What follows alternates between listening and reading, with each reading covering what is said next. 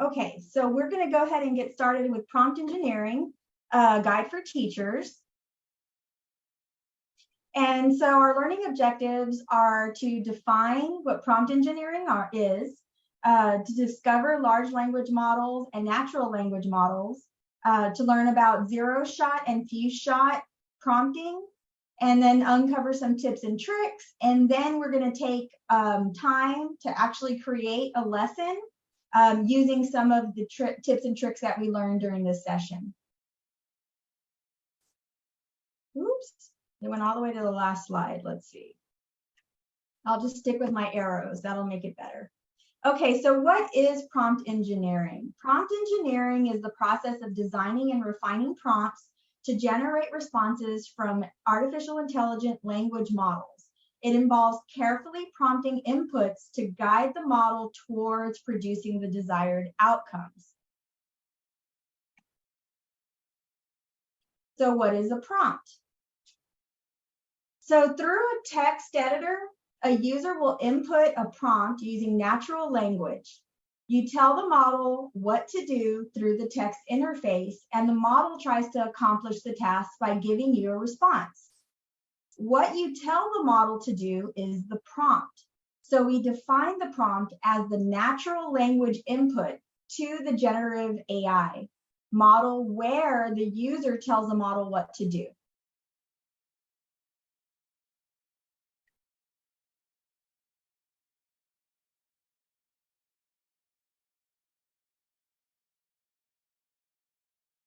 So when you're designing a prompt, you want to include a question plus instructions, right? Or a command plus instructions. So here you see 3 examples. Write a college essay. How should I write a college admission essay? Giving me the suggestions about the different sections I would include, what tone I should use, and what expressions should I avoid. So a prompt is the natural language that expresses what we want to get from the model. So you see here, as we go through these examples, the bottom one is taking what we added. What should I write my college essay about? And then you're saying, I want to refine this and I want to write a 500-word college essay to Harvard School of Business. So basically, you're giving the AI a prompt that has a lot of information, and then once you receive a response, you can still refine it. So at the end of the day, one of the things that you should remember is that these AI models have been trained to predict the next text word, and now we're asking AI to write essays about college admissions, right? So a bad prompt can lead the model to making up stuff. That's known as a hallucination, and I know Hector's going to talk a little bit more about that during his session. And while a slightly better one can lead to extremely valuable knowledge being generated, you still want to make sure that what the AI provides you is correct and relevant and up to date, which is something that we're going to be using ChatGPT. And if you're using the free version, one of the limitations is that it's only trained up to, I think it's September 2001.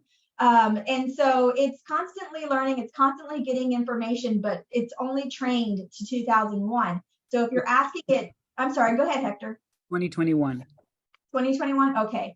And, oh yeah, I said 2001, sorry. I was thinking Space Odyssey still. So, but yeah, so basically, if you ask it for any, for really current information, it may not be able to give that to you.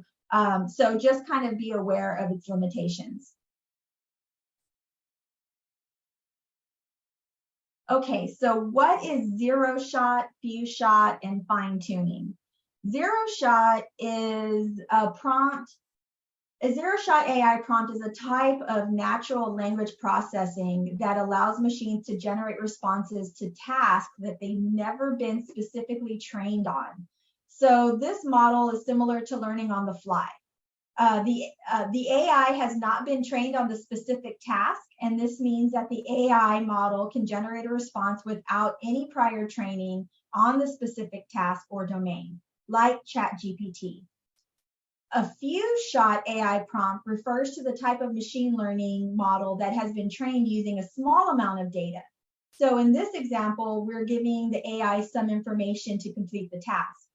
And then finally, we talk about fine-tuning. And fine-tuning basically is asking the AI to inform us on, so in this example, we're asking it to tell us the teaks used to create a video script. So we're giving 0 shot, no information, write a 3-minute video script. Then few shot, write a 3-minute video script for a video introduction into AI for 8th grade students. So we're giving the AI a lot of information, and then we fine tune the results by asking it to actually give us the knowledge and skills from the teaks. And I know not everybody here is from Texas. The teaks are the Texas Essential Knowledge and Skills. We might refer to those, but I know others use like Common Core and other state mandated, what's the word, Hector? State standards. There you go. Standards in Georgia, it's the GSEs, if I'm not mistaken.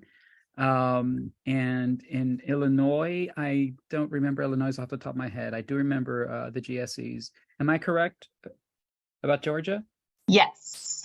Yay. Okay. All right, awesome.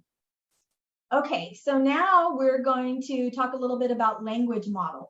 An AI large language model is the type of artificial intelligence that uses deep learning techniques to analyze and understand language and generate human-like content based on that understanding. A natural language processing AI, an NLP, refers to the field of artificial intelligence that focuses on interaction between computers and human language. It involves the ability of machines to understand, interpret, and generate human language in a way that's meaningful and useful. It's a statistical tool that analyzes the pattern of human language for the prediction of words, like text prediction on your phone or within your email applications. So if you've ever, and I know all of us have experienced that, we have predictive text in both our phones and on our email. So as you're completing a sentence, the AI will try to predict what the next word is and then give you that option of accepting it or not. So basically, as we're doing those functions, we're training the AI, right? So the AI becomes smarter based on your inputs. And so again, we're training the AI. And so finally, generative AI, and I can't, generative AI not only has the ability to identify and classify inputs like the old AI, it can also generate new content that didn't exist before. So we are in a new world. I think I read a statistic that said something along the lines of it took 10 months for Facebook to reach 1 billion users, where it took ChatGPT, I think, like a matter of days. And so, I mean, this technology is being adopted really quickly. People are ready to use it, and people are going to start, as we use it, we're training the models. So we're giving a lot of data and putting a lot of information into these systems. And I know during our digital citizenship session, we'll talk a little bit about privacy and anonymizing and things like that. But just kind of keep that in mind as we go through some of the activities, is that we want to make sure that we don't put any individual specific information into it about ourselves, right? You can ask it a question, but try to keep personal information to limit that anyway. All right, so what are some examples of AI language models, or I should say large language models and natural language processors? We have ChatGPT, we have Gmail, Outlook, Canva, Bard, Bing, Alexa, Siri, Grammarly. There's an AI called WordTune. I mean, this just scratches the surface. This is just stuff that is widely adopted. but there is so much, just like Dr. Redfield showed us earlier. AI is in a lot of different parts of our life. I'm gonna check the chat real quick. Let me just.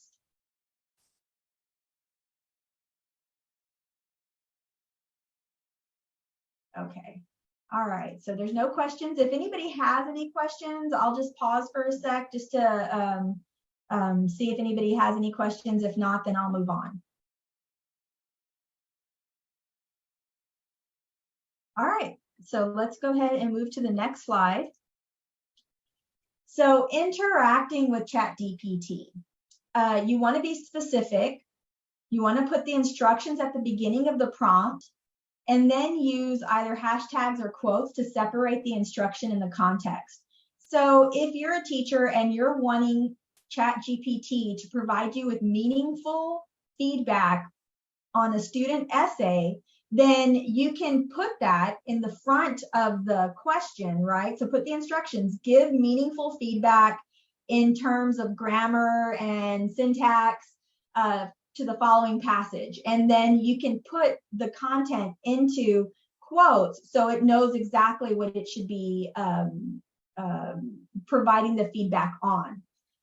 Okay, you also want to be very descriptive and detailed as possible about the desired context, outcome, length, style, format, etc. So if you're wanting the AI to create a rubric, which it will do, then you can ask it to provide a rubric within a table, and then it'll build the table.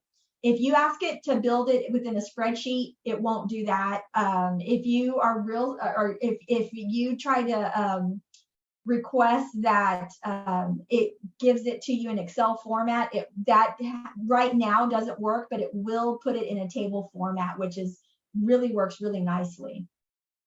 Then you want to refine and tune your responses to regenerate desired outcomes.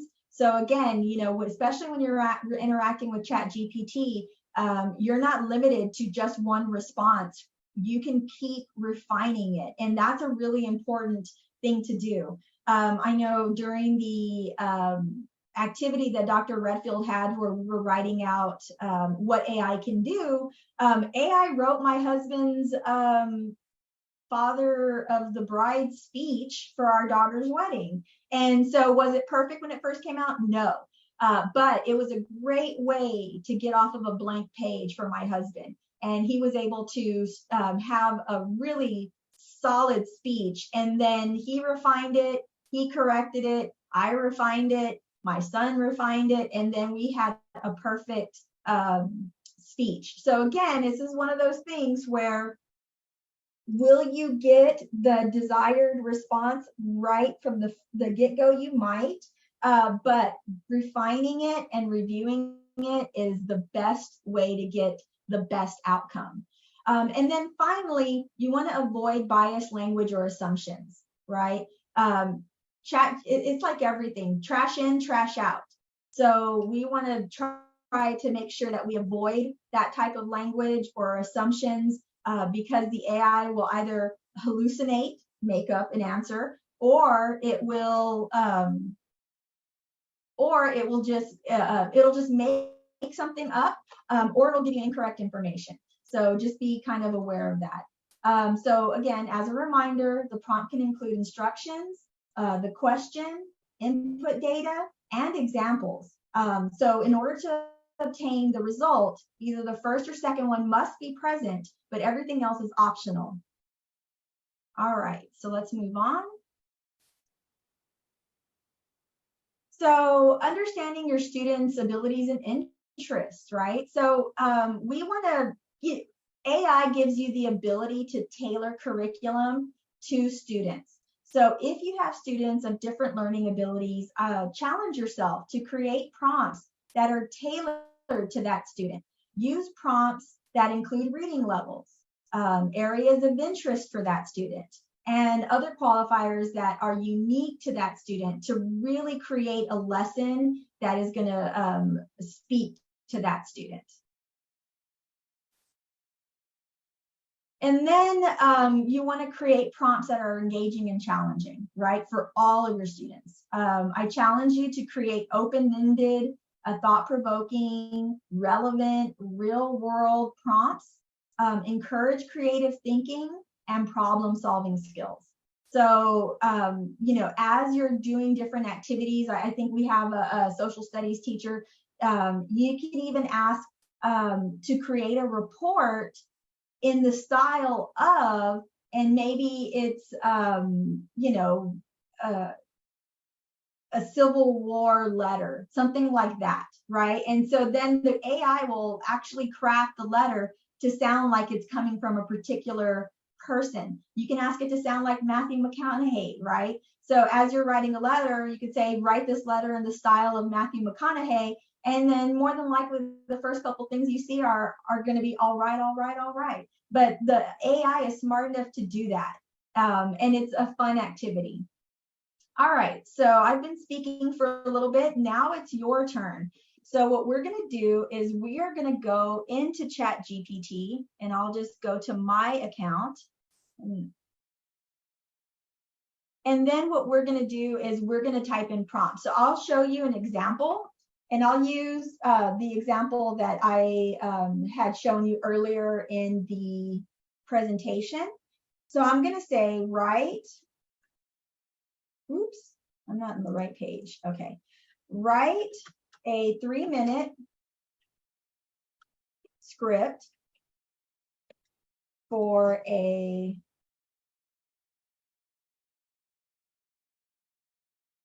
video introduction into artificial intelligence. Try to avoid using acronyms at first. So when you first put in your prompt, instead of putting AI, I'm writing artificial intelligence. If I was talking about IDRA, our organization, I would write the Intercultural Development Research Association. And then the AI is smart enough to pick up on the acronyms afterwards. So just kind of be aware of that. So I'm going to add for what level grade.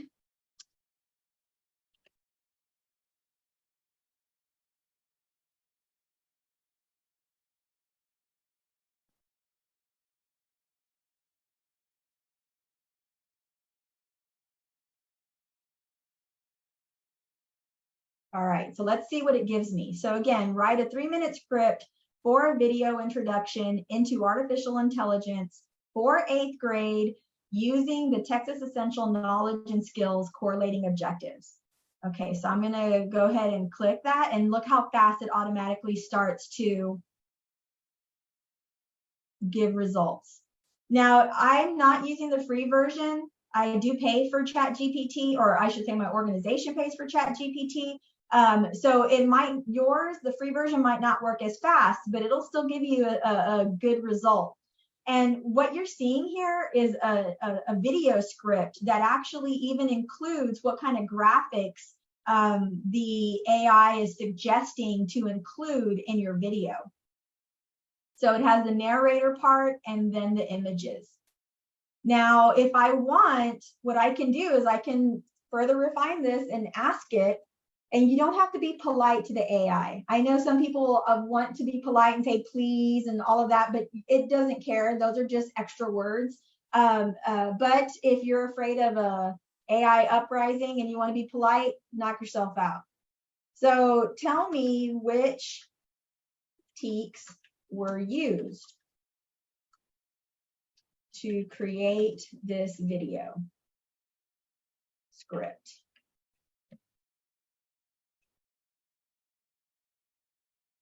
All right, and let's see what it gives me. And so notice I use TEACs afterwards. So it's, again, it's smart enough to recognize that because I've asked for the Texas Essential Knowledge and Skills on the first question, now it knows that I'm referring to the TEACs. And so it gives me my objectives. Now, again, what these, do I know whether or not they're good? No, I don't. I need to go back and I need to make sure that these are correct before I just turn this in as a viable script. The next thing that I can do is I can ask it to shorten the video script. I can ask it to create a rubric to, let's go ahead and do that. Create a rubric to evaluate this video, this introduction video. And let's see what it gives me. And see how it automatically puts it in a table for me?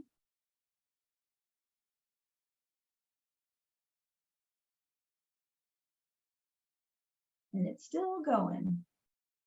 So let's kind of scroll up: overall impact, delivery, engagement, clarity and organization, content, excellent, good, fair, needs improvement. All right, so I'm gonna stop sharing for a sec, and let's go ahead and pause to see if anybody has any questions. Does anybody have any questions about what we just witnessed?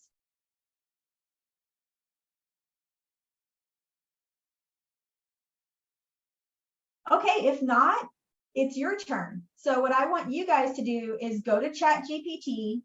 If you haven't already created your account, this is a great time to do it, because we're going to be using ChatGPT for the remainder of the day and for the next 2 days.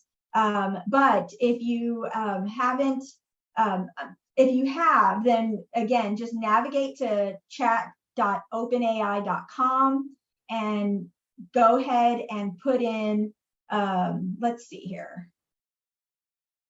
You can test out anything you want to test out, but if you're needing some ideas, then what I would ask is that you create a lesson plan that's relevant to your content area for your grade level students using your state standards.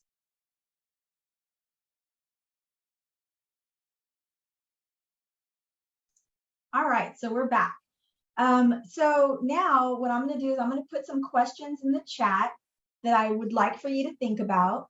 And then what we're going to do is we're going to share and I know that this was a really brief conversation about prompt engineering. And I know that we had very little time to play with ChatGPT because we have built in time throughout the next 3 days. So this is just a tip of the iceberg, so to speak. But we want to know what surprised you. How would you incorporate prompt engineering into the classroom?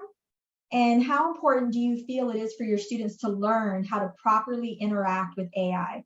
And I hope that that's what you're getting from this session, is how to properly interact with generative AI such as ChatGPT. So I'm going to actually, in Ogechi, because you put something in the chat, I'm going to start with you, if that's okay.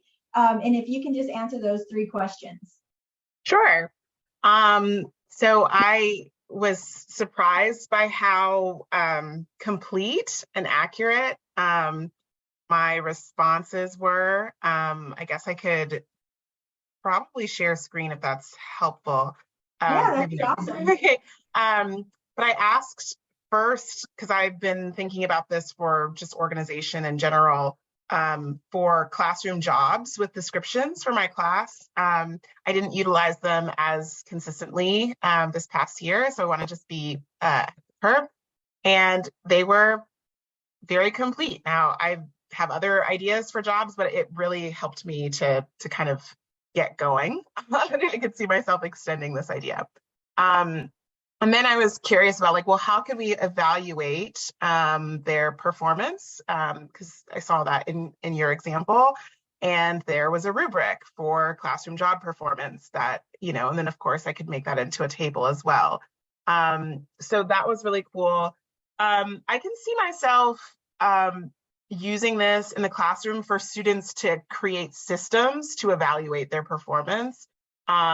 So, hey, here's a project, you need to have this, this, and this, and like let them actually utilize a tool rather than it being this adversarial, you use this AI tool, 0 for you. Like, it just seems so unnecessarily punitive when, they're using it anyway. So here are some guidelines, and then, they can tinker with it and it can prompt discussion instead. And I hope I'm not. How important do you feel it is for students to learn how to properly interact? Yeah, I think it is for that reason, just because if if I'm sort of like, gotcha, I know that you used it, it really doesn't help with rapport. And so I think that if we can talk about it, just get the elephant out of the room, we know this is a reality, it helps to kind of normalize it a little bit more. So that's me. Yeah, that's a great point. And I think one of the other things that we want to remember is like one of the things we do as educators is we get students ready for the workforce, right? And we know that in the workforce, they're going to be using AI. I mean, we use it at IDRA to do all sorts of things. And so, by making sure your students know how to interact with ChatGPT and other AI, then you're really setting them up for success when it comes to the workforce, college, and other things. So it's really important. And we talk about the digital divide a lot, and this is another aspect. If we just block it and keep it from the students, this is just going to widen the divide for our students. And so we want to make sure that we incorporate AI into the lessons. Yes, Ogechi. And just one more quick thing, I think it can promote metacognition when they look at like what they put in and they realize, oh, that's not quite what I wanted to say. What did you need to change? I mean, you're asking us to do the same thing. Think about our thinking when you ask these reflective questions. I think we can do the same things for our students as a way of promoting metacognition. Yeah, absolutely. Go ahead, Hector. I know I hear you. I can feel your excitement. Well, I was gonna share an extra slides that I had that if I could share right now, would you be okay with that, Michelle? Yes, I had some extra slides that I think would fit into what was just mentioned. If we have the artificial intelligence and equity issues and concerns, I put this up on Padlet. I didn't make this as part of my presentation, but I figured it would be good to add into Padlet. So the impact on students. There's one of the issues is districts with underrepresented students will ban AI tools outright. I've already seen this across South Texas, and it's concerning because it will have a definite impact on students. Underrepresented students will not learn how to use this technology correctly. They just won't. And if anything, they'll use it to their own detriment. To basically only to spit out just to not engage with it. They will most definitely deepen that digital divide. There would just be those who know how to use the tool correctly and those who don't. And it's that kind of really terrifies me. When we first started seeing this in the ChatGPT back in October, that was the immediate reaction I had. This is going to have issues, but there's that we shouldn't fear it.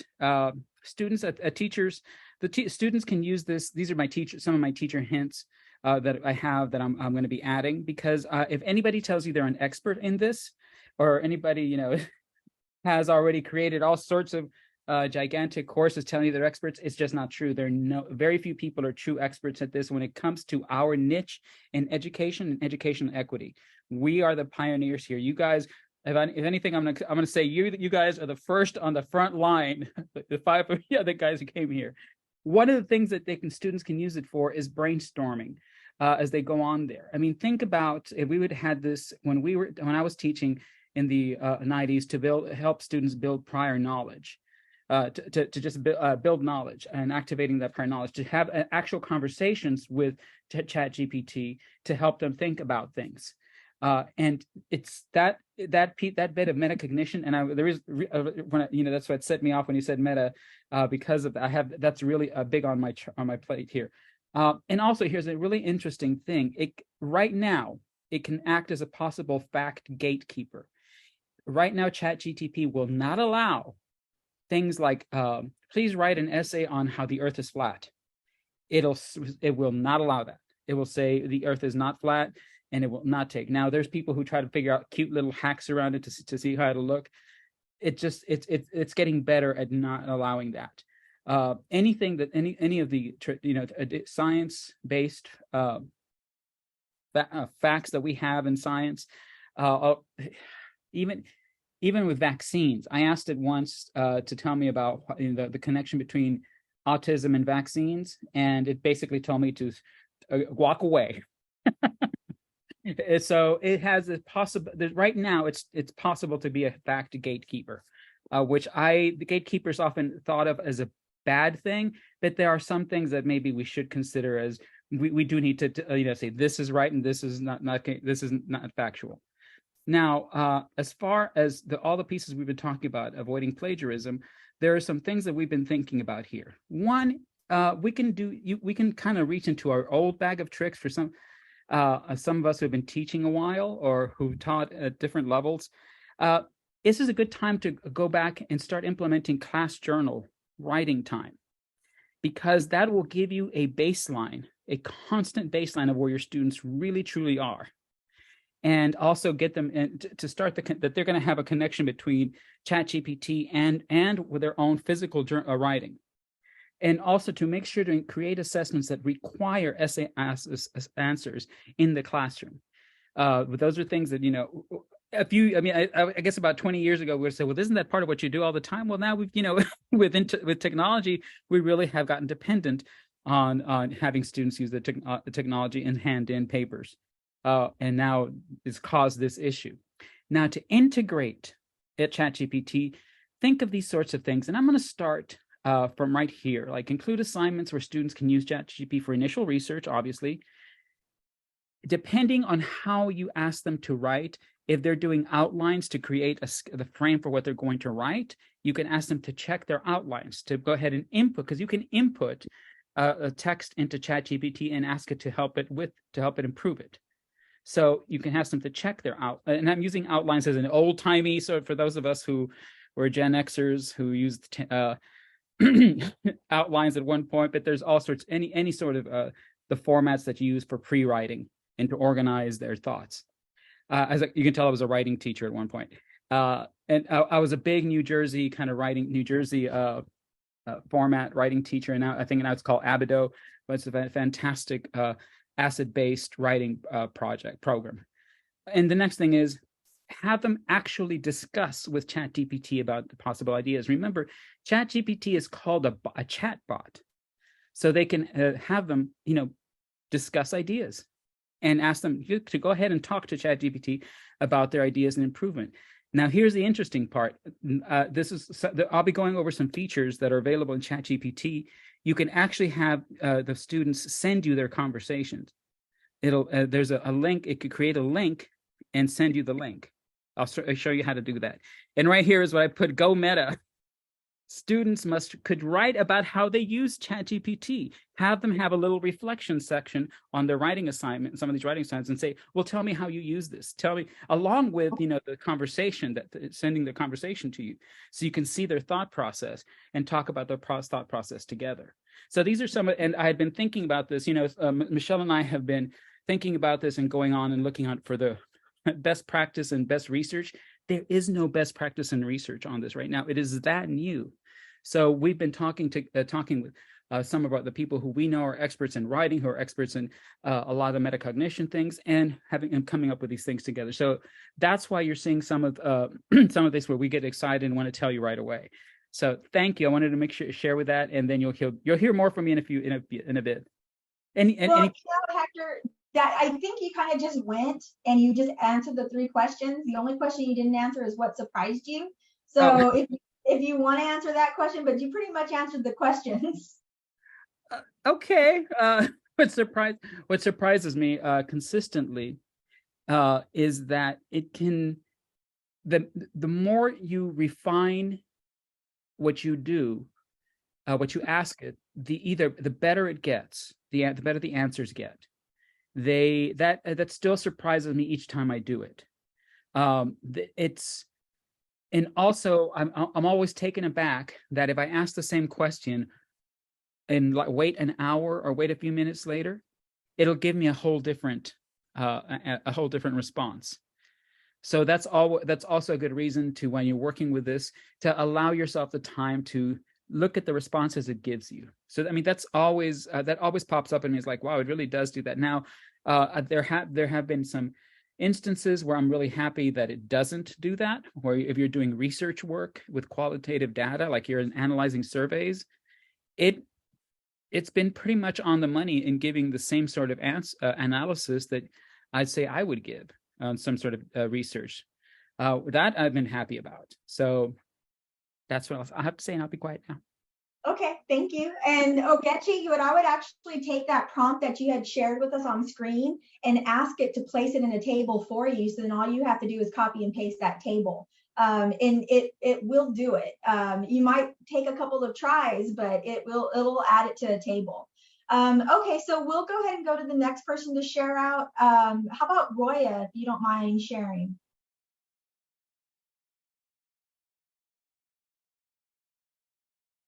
Not sure if you're talking, but you're on mute.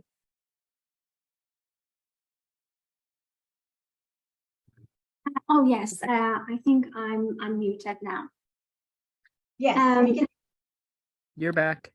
Yes, I really like actually the way that actually this platform ChatGPT organized the idea, and that is something like very exciting to me. The way that when I put the prompt, I get actually the list, and it did very well in an organized way. But my concern is actually about the reflection, the thinking, critical thinking of students. And so that is something like we need more support to help students to be more creative and reflective while using this actually platform to generate their responses. So that is something like that. I think it's very important to think about, or to have some kind of pre-reflective and post-reflective activities to help students become more critical thinker.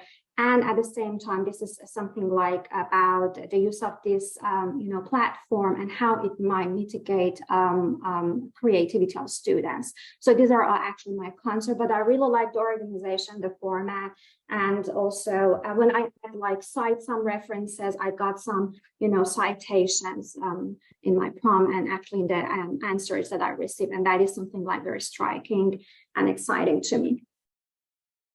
Thank you. Thank you for sharing. Stephanie, would you like to go next? Sure. So what I found surprising, of course, is the accuracy. I was pretty specific. I teach life skills, so I was pretty specific in saying I'm looking for a rubric on job training for a job coach to use for an entry-level position. And it was pretty close to what we actually already use, which was surprising to me. When I look at how we can incorporate it more into the classroom, this just kind of gives me the idea. My students, I have some students who are non-speaking or non-readers, so I am looking at ways that I can better use or teach them to use the prompting for verbal, to be able to use verbal commands and things like that, and how they're going to be better able to use technology now. I see now that a big focus for me will have to be the prompt engineering and how they can be specific. So I think that's pretty much the 3 questions. Yeah. Okay, awesome. Thank you. Thank you so much for sharing. I'm going to piggyback on, I'm going to pick on Liz, because Liz is a SPED, mastermind of ideas. And so would you mind sharing, Liz, what surprised you? I really love being able to my specialty is second language learners, but I'm also a specialist in special needs students.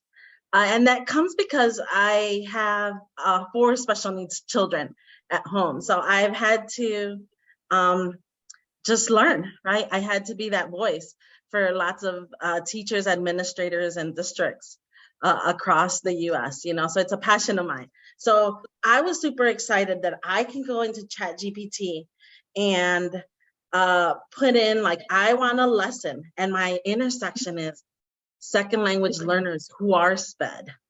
And I just spent 6 months working on the new bilingual SPED certificate for the state of Texas.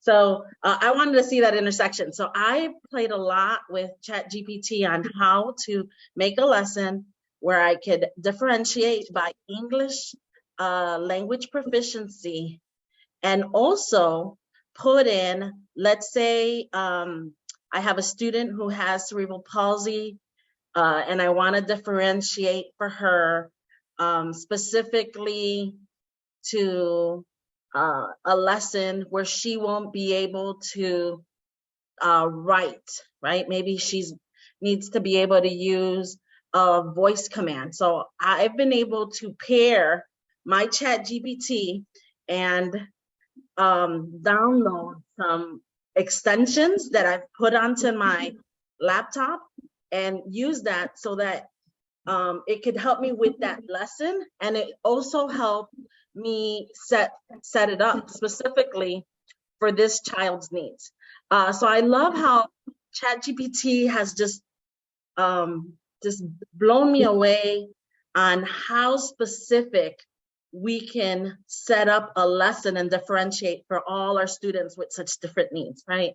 I can make that same lesson for my daughter who can use her hands. I want a lesson specifically. Let's say they're writing about the life cycle of the plant, and she's a more tactile learner. Can you differentiate for her using that? And she's an English language proficiency level 3. So it's so amazing how I could pinpoint exactly and tell it exactly how to do it. But it could also give me ideas. Let's say I'm a new teacher and I have no idea what to do with a new student who just came from Mexico, might have some disability. And I could also say I want some differentiated lessons. And that's more like at a higher level. But anyway, those are things I'm going to talk about on Thursday's lessons. Awesome. I knew you were going to have a bunch of stuff to and add. I had like 3 cups of coffee too, Michelle. So Yeah, this was my cup of coffee today. Look how big this guy is. So it just blows my mind how amazing this is going to be for our language learners, for our special needs students. It's just so changing to how I'm going to teach and how I've been teaching. So awesome. Thank you so much for sharing, Liz. We'll move to Christiana, if you don't mind sharing what you experienced during our practice session. Yeah, I think the biggest one was kind of like taking out from a lot of people is like how collaborative it should be. I think the biggest misconception I've seen as a college student, other college students using it, is that they kind of just gotta put like one question in and then they'll get the answer. And I think a lot of people don't understand how the system works and how it is a collaborative act and kind of responding to it and working with it. So that's like the biggest thing that kind of surprised me as I was going into it, also how accurate it was. What else? What are the questions? How would I incorporate prompt engineering into my classroom? I really liked what, I forgot who said it, I apologize, how rather than kind of using it and to answer the question about kind of like critical thinking and how we can incorporate that, other than using it as a tool, just as a tool for students to kind of like help them with work, I liked how it was kind of the prompting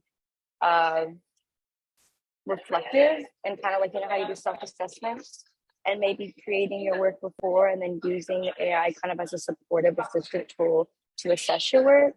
I liked that because it incorporates critical thinking as well as using technology to just support that rather than kind of solely doing that work for you, even though that also has its benefits as well. That was a really cool thing. How important, super important. I feel like technology is not something that we can avoid. It's already, I think the biggest thing as an educator is that it doesn't end in the classroom, right? Students are bringing everything outside of the classroom into it, and you can't eliminate that. You can't ignore that and that's just kind of like where their lives are going, where our lives are going as well. It's very technology driven and focused. And yeah, I think the classroom should kind of like, it shouldn't end there. It should support students when they leave it. And so incorporating technology is really important in general, and AI is definitely the future of that. Thank you.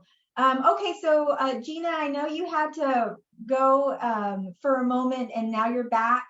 Did you get a chance to play with ChatGPT a little bit? I did. So It was yeah, my if you don't very mind first. answering- Yeah, there's a couple of questions in the chat. I don't know if you saw those, but it was what surprised you? How would you incorporate prompt engineering into your classroom? Right, and how important it is. Yes. What surprised me, I don't know. It was, I mean, I put in, I think, a pretty generic prompt. My prompt was write a lesson teaching high school students basic social skills using the Common Core speaking and listening standards. Okay, so it's social skills is something that my honors kids have said, you know, since COVID, our social skills suck. I'm blah, blah, blah. So I figured that's something that's been rather timely in my class and something I'm intending on reading a lot on over the summer. So I thought that would be a good sample to just throw out there. And it provided accurate core standards for speaking and listening. I don't know. You know, it was very generic. It talks about handout, effective communication tips. I would create this handout, obviously, but like I love how it references something that doesn't exist. The you know, honestly, I'm personally struggling to figure out. I know it will be very helpful and useful to me. I just need to see. I think I just need personally time to figure out how and when that will be. Because everything that it created for me is something that, you know, it has like good like parent share techniques and things like these that are like things that I would implement in my class anyway. So I don't know, everything that it provided is something that I would have done anyway. So it wasn't any kind of I don't know. That's what surprised me is how boring it was, but maybe it was because I had a boring, you know, prompt that I would need to revise to make more specific so that it would yield more specific, you know, helpful information to me. So that was what surprised me, I guess, is that I don't know. I don't know. Nina, did you get the $50 I sent you? Because everything you said is just like perfect segue into what I'm going to be talking about. Oh my goodness. It's like perfect, absolutely perfect segue to what I'm talking about. So it's like it's almost like I sent you money to make sure to hit on those spots. Right. It does. I agree with Ogechi is that it does feel like, yeah, it's just like vindication that, okay, well, it's doing everything I would have done, which is good, but yeah, so I can't answer the second question yet because I don't know, because I really feel conflicted ethically about it, which is again one of the reasons why I'm here, is because I think it's important for students to learn how to properly interact with it, but I don't know if 10th graders are ready or capable. I'm sure they are to like make these. They need to. I don't want to teach them how to cheat better and not get caught, right? So that's the concern. But I also know that it's such a valuable tool. I was just talking. One of my best friends is on our school board, and we just came back from a long weekend girls trip, and we were all talking of like 6 different women of different backgrounds. We were all talking about like their kids who are in college and how they use it and how they are struggling to like make sure that they use it responsibly and ethically, and how can we use it as a tool but not rely on it for other things. So I'm very interested. I don't have any answers yet, which I think is that's okay. That's okay. I mean, this day is we're laying down a lot of foundation, and then tomorrow we're going to do a session on how teachers can save time. Liz is going to lead that, tips and tricks. And then tomorrow we're also going to look at AI checkers. So if you feel the student is using AI, you have opportunities to use some checkers to tell you if it was human written or if it was AI written. So we're going to try to answer a lot of your questions. We probably won't answer them all, but we're going to definitely try to answer most of them. But no, again, it's like you said, this is foundational, and you only had what, 5 minutes to play with it or something like that. So, you know, all of your answers are not going to be answered quite yet, but we'll get to them. And Hector, did you want to add something? No, that everything that she just said are things that even down to the ethics piece, you'll find in the, when I start talking about it, I've struggled with a lot of things around AI, and you'll get my struggles in the next session because I come from, even though I've been immersed in technology and educational equity is where my passion and my heart lives, my family comes from a family of theater people, and artists. And when I've seen some of the artificial intelligence image creation that has happened, it has chilled me because I cannot call it art. I personally cannot call it art. I call it image creation, and I've played with it quite a bit. And I'll show you some of the stuff that I've played with, but that has ethically strikes me as very problematic. ChatGPT, I see where there's great possibilities, and I'll show you. And but there's things there that I still have some concerns about, especially since I was the technology boosterist for many years at the beginning of, like, we've got to get our kids to create videos. We've got to get our kids to create videos to connect to people across the world. We've got to get our kids to, especially all our students in at-risk situations, to do these things because they'll never get to do it. And now when I look at TikTok, I'm like, oh my God, they're doing what I wanted them to do 20 years ago. But in some cases, not for the good, not for great stuff. But I also see some things on TikTok that I'm just blown away by. So there's a lot to consider here. And at the end of the day, we have to walk with as little fear as possible and some trust in ourselves and in our students.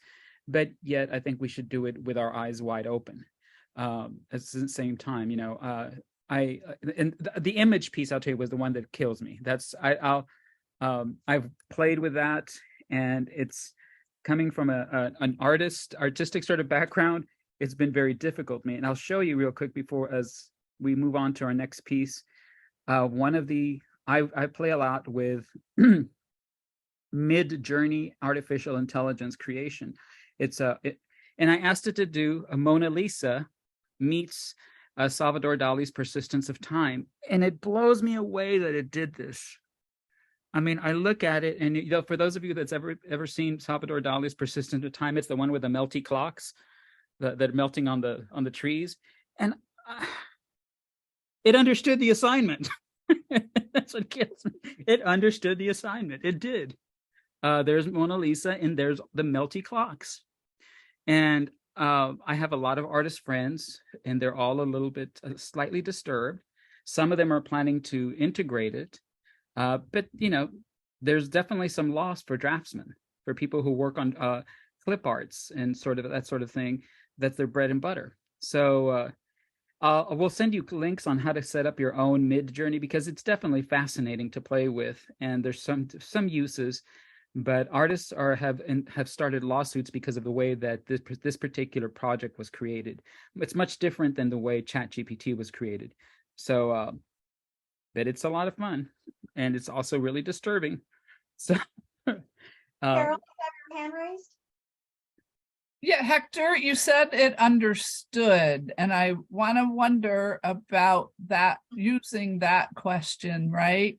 Because it's pattern matching. It's fundamentally pattern matching. So it's taking patterns to see some Salvador Dali, that piece, right, and the Mona Lisa, and doing a combination that's new, right? So it's combining. But is there understanding? That's our anthropology. Oh my goodness! You know, I can't remember. Anthropomorphic. Yeah. Anthropomorphizing the computer. And it's also the phrase that we use all the time as I understood the assignment, but yeah, yeah. It's used. Let's see, art news. Well, and that may be the crux to how to tell the difference between a human and a computer. Thank you. I'll get you understanding. Thank you. Yeah, this is the story of the photographer who won this international. Thank you for putting up there. The photo was AI generated, and he did this intentionally to prove that, like, these these ill effects of for the artists themselves, that it's crossing these lines. So yeah. And I'll say one thing about the difference between ChatGPT and the way Mid-Journey and some others did things. Mid-Journey and all those other AI image creating AI tools, they literally created a data set of paintings and of images, and the same sort of like pattern recognition they learned off of a data set of images. That's the way they learned, off of that. And what artists have said, that there's a difference between that and, say, with ChatGPT, which looked at basically the World Wide Web full of text and of things that were given to it, whereas there's living artists on that data set that were not given recognition. They weren't told that this was going to be happening. And so that's been very, as a copyright issue, has been, very problematic. But this is when you start getting to the real ethical issues concerning, well, who's going to win out on this? Is the artist who was unknowingly part of the data set going to win out, or the corporations who kind of really want this, because that means they're going to be able to, they're not have to pay for an artist to create something from scratch when they can just type something in, so which is really, that's the mind-boggling piece for me. I'm like I said, I'm friends with a bunch of artists, and some of them have told me we're never going to be replaced. I'm like, okay, I hope not. Well, Hector, that is a perfect segue into your session, the iterative process. So if you'd like, take it away.